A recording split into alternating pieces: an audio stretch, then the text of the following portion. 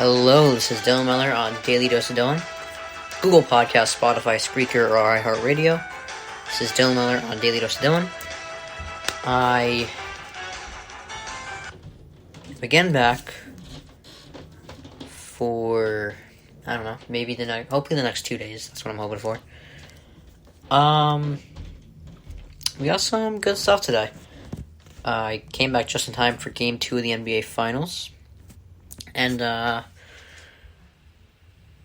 think I have some interesting takes. Again, I'm going to try my best to get in as many podcasts as I can. School on the way right now. I mean, luckily I get the next 2 days off for unused snow days, so that's always nice. But let's talk about NBA Finals Game 2. One thing I definitely took note of is Tatum shrank towards the end. And he's a great talent, but and he did the crazy thing is he was great throughout the whole playoffs. Like even right now, he's averaging 26 a game in the playoffs. He's still productive. It's just in the final stretch, it's like in these finals, he seems to be shrinking. And it's not only in the stat sheet. You got to watch the games to see this. Game 1, they won it, but he had 12 points. And scoring is his thing. That's his production. That's what makes him the most talented player on the team.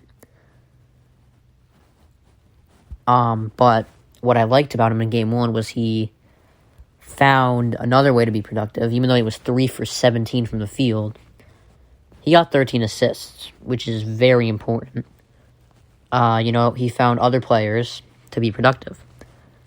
Marcus Smart, 18 points. Like I said, when Marcus Smart is hitting his shots, this team is pretty damn dangerous. And then yesterday, 28 points. But they really shrank in that third quarter. It was tight. It was tight at halftime. What was the score? It was 52 to 50. And they shrunk in that third quarter. So, yes, he had 28 points, but most of that came in the first half. He shrunk afterwards. His plus-minus, which... yes, that is an incredibly important stat. Was subpar yesterday. And he just doesn't seem confident, which is something the leader, the best player in the team, is a trait they have to have. And Jaylen Brown is more confident than Tatum, but Tatum's more gifted, and that's why he has to step up. Jaylen Brown could give you 20 points a game. That's what he can do for you. He can give you 20 points a game. 20 to 25 points on a good night, and then, on a bad night, 10 to 15. He can be consistent, he can be confident, but that's something Tatum doesn't have right now. The Warriors weren't perfect either, though. They won, but... Klay Thompson he was missing open shots last night. That's a bad sign. Because once he starts missing shots, they become too Steph reliant. And it's the NBA Finals. You could play as well. The 2018 Finals is a perfect example. LeBron, I think, averaged 34 points that finals. He averaged a triple-double. The Cavs got swept. Because no one else on the team averaged over 15 points. So, as good as Steph is, same way as good as LeBron was in 2018, it's impossible to win when you have only one player producing. Klay was 4 for 19 from the field yesterday, 1 for 8 from 3-point line. And normally he's most deadly from the 3-point line. That's what they need. They need him to be productive from the 3-point line. They need him to hit open shots if they want to win this series. Because if he's not showing up, they're not always going to have games like last night where Marcus Smart's only putting up 2 points and Jason Tatum shrinks in the second half. Because I think, or I actually know at this point, when Smart gets on fire, it's over for them. But that can't be happening because,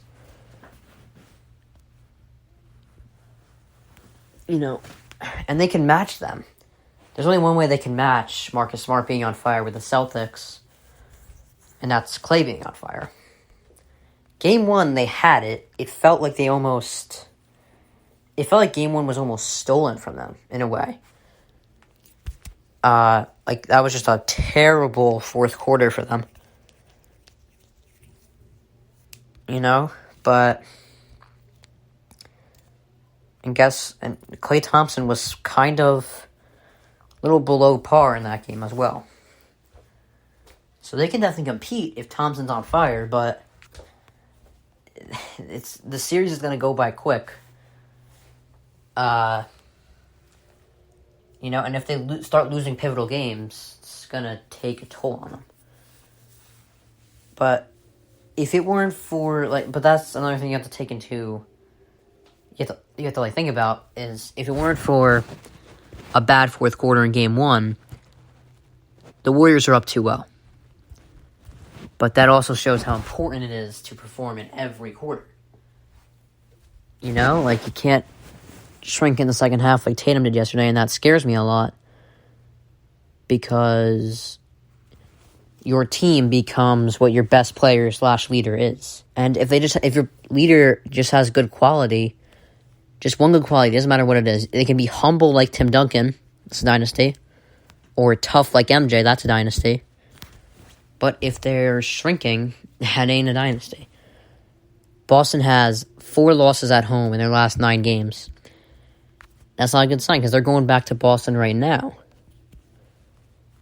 And if they lose these 2 games and have the Warriors up 3-1, I mean, people on social media can make as many jokes as they want about Warriors being up 3-1. It's going to be big against Boston. That's going to be huge. But if Tatum's getting tight late in games, it's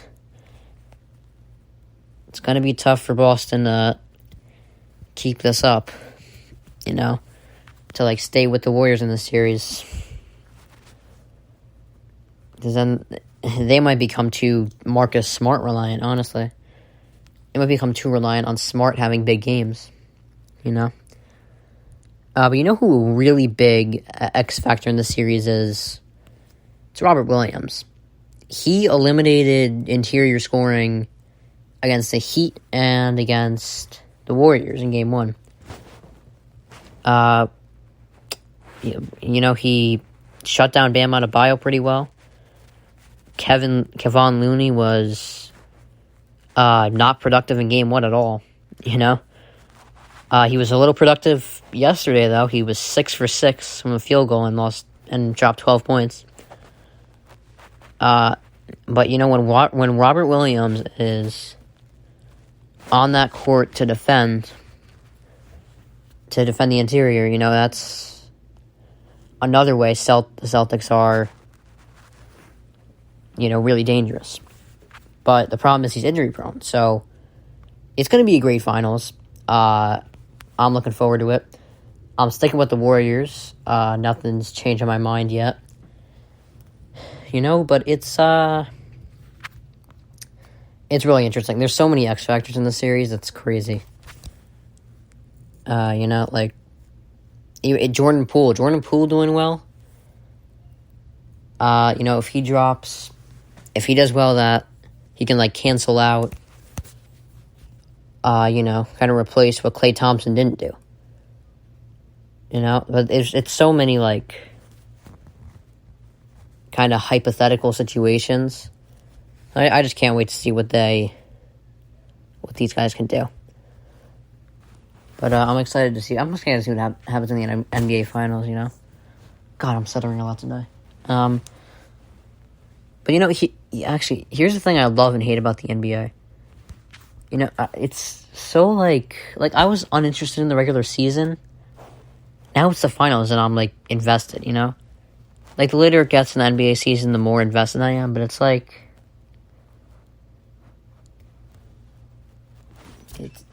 why can't it be like that in the regular season? All right. Anyway, I talked a lot about X factors in the first topic, so why not stick to it? Another X factor, Draymond Green, who I have grown to like a little more as he progressed throughout his career. He had 9 points, 5 boards, and 7 assists yesterday. Not exactly impressive on the stat sheet, but when you look at his, if you look at his impact on the floor last night, he makes players better. He led both teams in assists, and he led the Warriors in minutes. He's really, when you think about it, a more skilled Dennis Rodman. He was great defensively last night, and he's just a very valuable asset to the Warriors. Even in their dynasty years, which they technically are still in, kind of. But and when they were making 4 finals in a row, he was vital to that. As great as KD and Steph are, I don't know if they would have been able to do it without Draymond. It's kind of like Dennis Rodman in The Last Dance. Kind of agreed with him. I don't think they win all those finals if he's in there, in spite of Phil Jackson, Scottie Pippen, and Michael Jordan. I don't think they win without Dennis Rodman there. And even though it's become more offense-centric, the NBA, defense is still very important. That's kind of how Boston got here. Boston's like the best defense in the league right now. And of course they got some great offensive players too, but defense was a big part of why they're here right now, why they're at the finals. In the playoffs, the Warriors are +7 with Draymond on the floor, -9 when he's off. So you can't argue with numbers. That's a pretty significant stat. The plus-minus. It's one of the more important stats in basketball, actually. It's even more important than points and rebounds and assists. Even though those are the 3 most. This is a fact. Those are the 3 stats that people immediately look at. Points, rebounds, and assists. Those are the 3 stats everyone immediately goes to. The plus-minus is huge. All right. And when you think about it, veteran players dominate these finals, really. And that's why I think the Warriors are going to ultimately win. Talent can only get you so far in these finals, It can only do so much. Again, I think a great example of talent versus veterans, 2011 finals, LeBron's darkest moment, right? The Mavericks, and this is more unbelievable, though, because it was less of a fair match, but it was the younger, more talented team versus the older, more experienced team, and who won? The more experienced team, The team with the experienced veterans like Dirk, that's a team that won. In spite of how great LeBron, Dwayne Wade, and Chris Bosh are, their talent was irrelevant, ultimately, in the finals, because they just didn't have that experience, Veteran players, think about the veteran players. They've probably been the best part of this series in the last 2 games. Horford, Smart, Draymond Green and Steph. I'd say those are the 4 great examples of veteran players doing well in these finals, I gotta check these stats, but I know Al Horford in the playoffs is averaging 12 points. He's shooting 46% from 3. That's his involvement in this. Marcus Smart, like I said, it's when he's on fire that they're at their best. He's averaging 15 a game. And that's kind of all he has to do, really, is average about 15, because if he's feeling it, then Tatum is going to feed off that, and Tatum and Brown are going to do their thing, It's the veteran players like Al Horford and Smart. They're more veteran role players. I should specify that. Like, Steph's more of a veteran player. Like, 'cause he's like the main part of the Warriors. He's the leader there. He's averaging 26 points in the playoffs, shooting 40% from 3. He's a veteran player. Veteran role players like Al Horford and Marcus Smart, they just have to make a small contribution, but that goes a long way in the finals.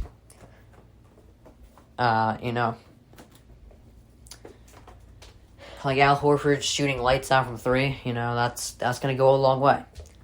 If Marcus Smart continues to put up like 15 points a game, that's going to go a long way.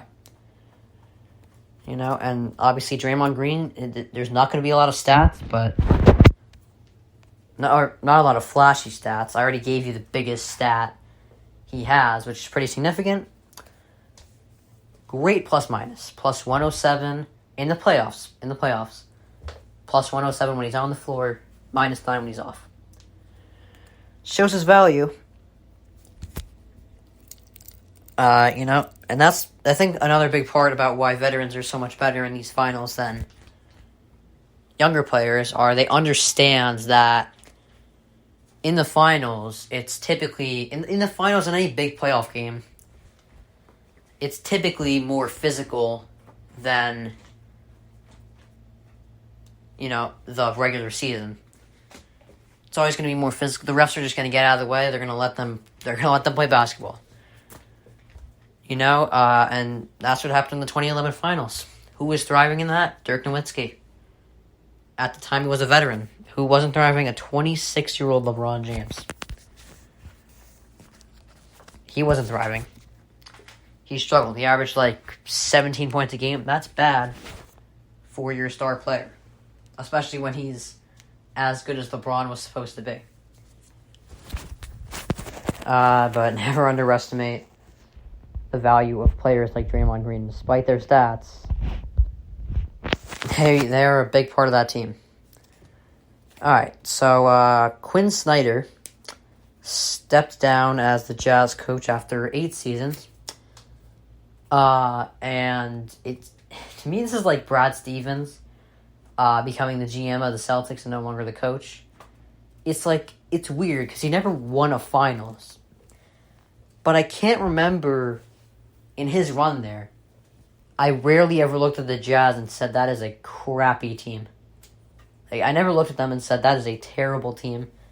They were always kind of in the playoffs. That's how I remember them. They were always like a top 5 seed, goes into the first round of the playoffs. If they won in the first round, they lose in the second. If not, they just lose in the first.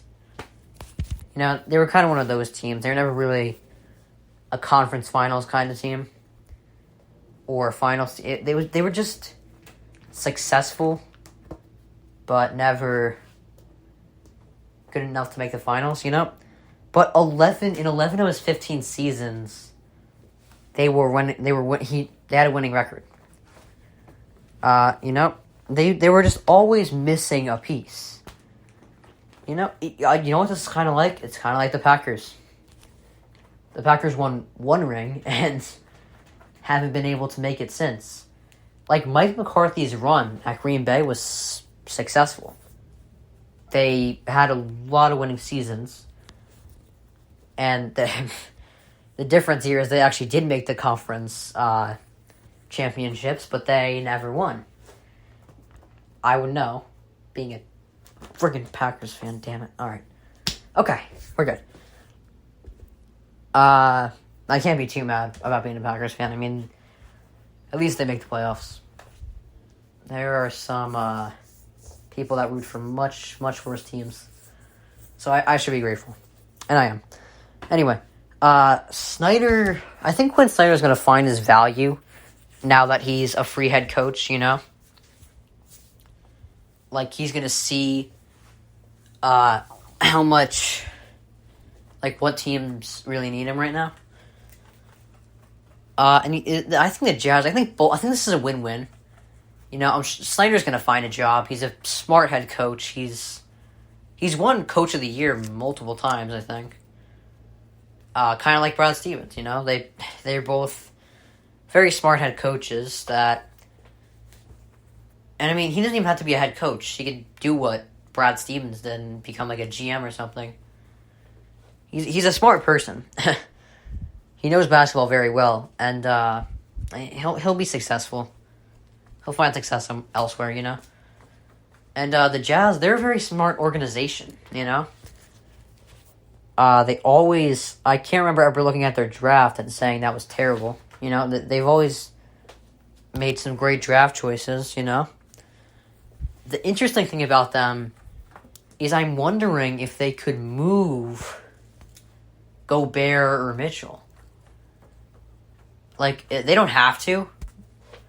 What I would do is kind of what I think the Niners did with Deebo Samuel, is kind of explore what you can get and decide if you want to take that risk, you know? Like, I would see what I can get for a Gobert or a Mitchell. Not in the same deal. You don't want to trade both of them, but the thing about the Lakers in the early 2000s with Shaq and Kobe, and I mean, the difference is they didn't really get along, but, you know, it's not like Mitchell and Gobert have been best friends either. But, you know, the Lakers made the right move, I think. Well, they did, obviously, because they won 2 finals afterwards, and Shaq won 1. Honestly, I think I would try to get rid of Gobert. He's very expensive. He's also very valuable, though. That's the thing. Like, that's the struggle in getting rid of him. But if you can get a decent package for him, I would see if I can get rid of him. You know, Mitchell's going to be there. I think he plans to be there for a while. I think he's going to be there for a while. Gobert, you know, you can get rid of his contract and you can...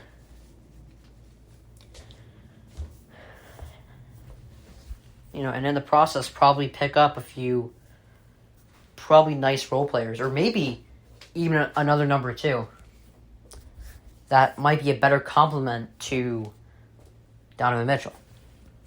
You know, but honestly, I would do that. I would see what I can get out of them.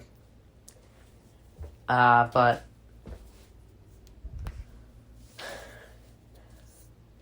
they don't, again, they can just say, hey, we're open to offering, you know, one of them.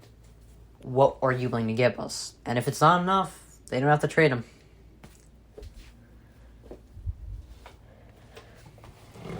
It could be completely crazy, but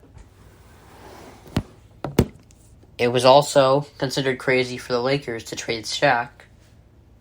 They won 2 finals a few years later, you know? Alright, we got some music going. Let's see. Can I stutter less in this next segment? Hopefully. Anyway, it's the Where Did I Go Wrong segment, so... the first one. Matt Patricia apparently could be calling plays, despite being a very defensive coach in the past. This is just not looking good. I thought Belichick was going to find a way to fix this. Like, it looked promising last year for a bit. I thought maybe playoffs for the Pats, you know? I was thinking that. I was like, you know, maybe they have a chance. But, I don't know. A defensive coach calling offensive plays, it just doesn't sound right. it just seems like, at this point, it seems like an older coach falling in love with the system, and that never ends well. It's just, it's not looking good. Also, I really thought that Klay Thompson would be incredibly consistent, in these finals. And I thought that was going to be what separated the Warriors from the Celtics in this series. But he went 4 for 19 yesterday with 11 points. Didn't look too good, but I can absolutely still see the Warriors winning. Klay is only one player on an entire team. So, alright. Next and final one, actually, is the fact that Baker is still with the Browns. When I saw that Washington was on the Browns, I was like, okay, they're going to trade Baker to like a Colts or whatever, some sort of team. They're just going to drop him somewhere else because they can't. I guess they can. Yeah, in hindsight, it's actually smart that they're keeping him because they got no idea what's going to happen with Deshaun Watson. He can be suspended for the entire year, and who's their quarterback going to be? Baker ain't the best, but I think he'd be better than whatever backup they have down there. So I think it's smart that they're keeping him. But I was wrong in my assessment that they would drop him immediately.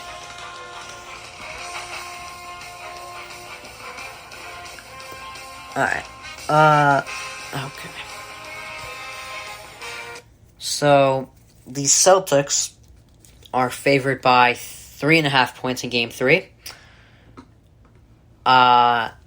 It's just hard. I mean, I think they're gonna win, but it's hard for me to believe in them because they've been sketchy at home. They've been better on the road regularly. Like, not just once in a while. It's like, it's just been consistent throughout the year. It's not just a playoff thing, They've been regularly, it's a hard word to say, better on the road than they are at home. And that kind of depends on your personality, I guess. I mean, you could feel more pressure at home because, you have all those people rooting for you. And maybe you don't want to let them down. I know something about that. Or you could just love the animosity on the road. Like, everyone's just rooting against you, That could be motivation for you. But I'm still thinking Warriors in 6, though. That's the thing. I think the Warriors take this one. Boston takes Game 4. And then, okay, so it's a series tie right now. They go back to Golden State. And then Golden State wins that game. And then they win. Okay, and then they win 2 in a row. That's what I'm thinking. I think, yeah. Warriors take Game 3. Boston takes Game 4. Warriors take Games 5 and 6. Alright, so Donovan Mitchell is surprised, apparently, by Snyder's departure from the Jazz. Again, gonna go back to my point. This was not a failure. It just reached its breaking point. I kind of feel it was the same thing with Joe Girardi with the Yankees when he got fired. They hadn't made the playoffs for many years in a row. They just weren't getting over that hump to the World Series. Very similar with the Jazz. It's not like they weren't making the playoffs or anything. They were very much making the playoffs. It's just they didn't get over that hump, which, eventually you just gotta get rid of coaches like that. Kind of just get a restart, because that era is just over because you tried it. It went on for 15 years, and even though he had 11 winning seasons, and even though he was their second winningest coach in franchise history, it wasn't translating to an NBA championship, which is the ultimate goal. So, alright, the next segment I'm just having because I think I should. Because I think I should just acknowledge it, but I don't really want to talk about it. So I'm just going to make it quick. The 24th lawsuit was filed to Deshaun Watson today. I think this is just a ridiculous situation, and there's so many cases at this point. I think the NFL should just suspend him for at least, just suspend him for 8 games or something. I don't know. I mean, I want to give him a chance. I mean, these are so many lawsuits at this point. I feel like it should suspend him, definitely.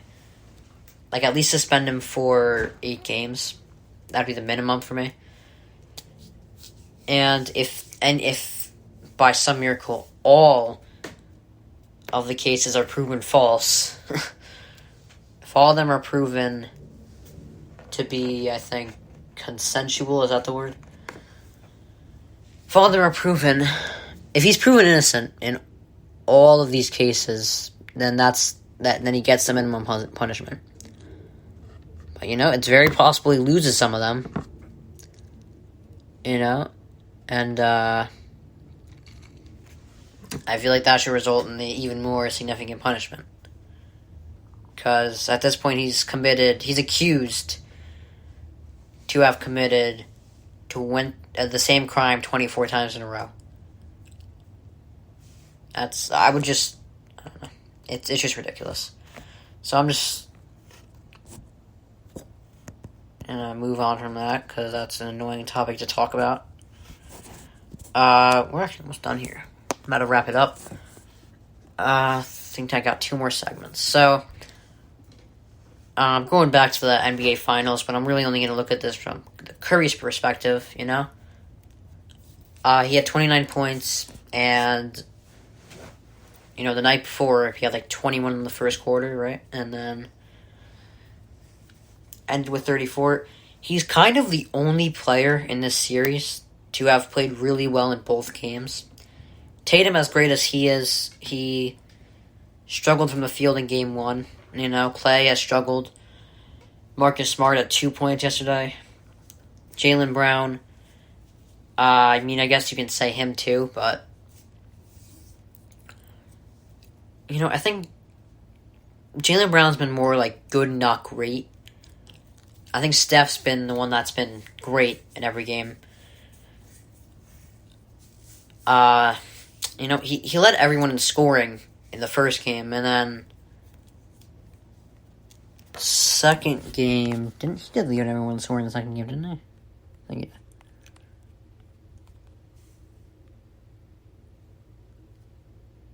did. Yep. He led everyone in scoring both games, led both teams in scoring both games. And I think he's just been very productive in this series, and he's looking good right now. He's looking good for Finals MVP. I still think he deserved it in 2018, but we'll see what happens.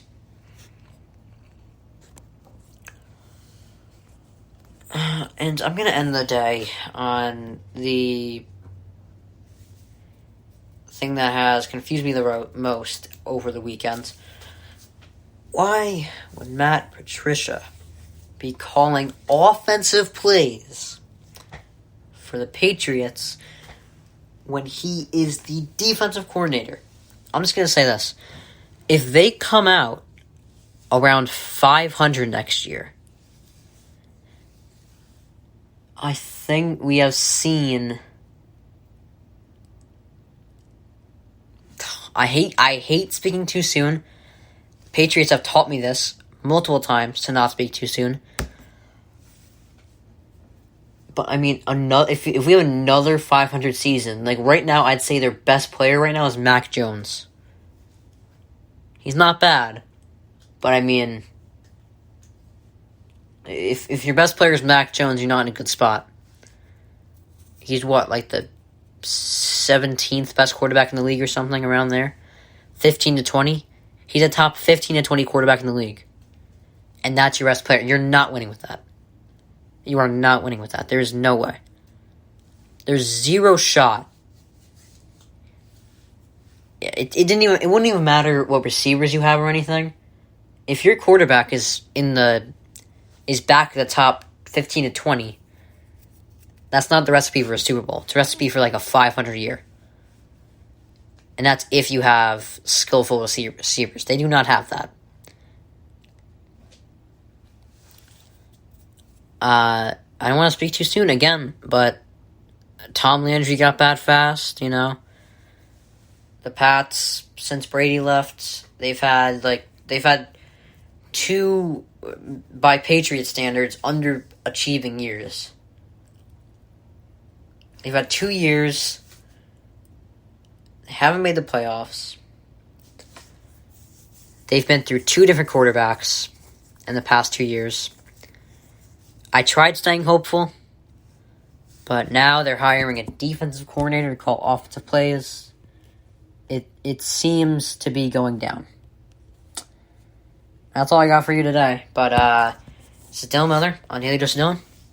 I'm going to keep trying to upload as much as I can.